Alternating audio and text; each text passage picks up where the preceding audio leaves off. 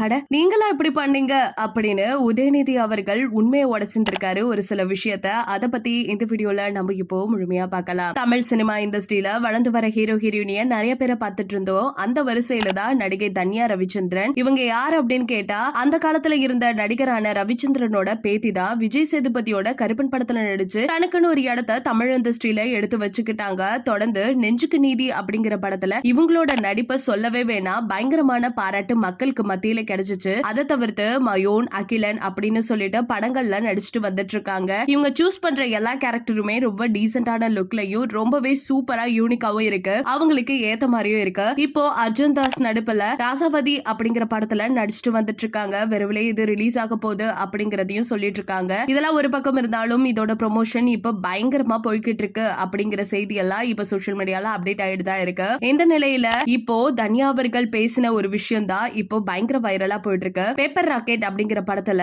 சில kiss scenes வச்சிருந்திருக்காங்க. இத பார்த்த உடனே உதயநிதி என்ன கலாச்சாரு, நீங்க என்னங்க இப்பெல்லாம் பண்ணிட்டீங்க அப்படின்னு கேட்டாரு. அதுக்கு நான் ஒரே வார்த்தை தான் சொன்னேன், எங்க அம்மா கிட்ட நான் பெர்மிஷன் கேட்டுட்டு தான் இந்த சீன்ல நடிச்சேன். அது மட்டும் இல்லாம இந்த சீனை சாதாரணமா வைக்கல, என்னோட கேரக்டருக்கு கதைக்கு இது தேவைப்பட்டதுனால எனக்கு இது தப்பு அப்படிங்கறதும் தெரியல, அது தப்பா போகாது அப்படிங்கிற ஒரு நம்பிக்கையில நினைச்சுதான் நான் நடிச்சேன் அப்படின்னு தெரிவிச்சிருந்திருக்காங்க. இதை கேட்டோன்னே உதயநிதி அவர்களுக்கு பயங்கர ஷாக் ஆயிருக்கு. நீங்க இத பத்தி என்ன நினைக்கிறீங்க? இப்ப இருக்க ஹீரோ ஹீரோயினி எல்லாம் சாதாரணமா கிஸ்ஸினா இருக்கட்டும், ஹக்ஸினா இருக்கட்டும், கேஷுவலா நடிச்சுட்டு போயிட்டு இருக்காங்க. பட் அப்படி இருக்கையில இவங்க கிஸ்ஸின்ல நடிச்சது இன்னைக்கு ஆச்சரியமா தான் இருக்குது. இத பத்தி உங்களோட கருத்துக்களை மறக்காம நம்ம கமெண்ட் செக்ஷன்ல ஷேர் பண்ணிக்கோங்க. இது போல பல அப்டேட்ஸ் உடனுக்குடனே தெரிஞ்சுக்கணும்னா நம்ம சேனலை சப்ஸ்கிரைப் பண்ணி வச்சுக்கோங்க.